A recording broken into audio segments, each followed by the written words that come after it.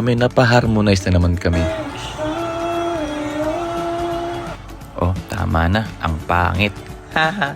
Kung sa tingin nyo nga po ay okay na yung lasa ng ating adobo at malapot na yung sarsa niya, ihalo na rin po natin yung gata para creamy at malasa.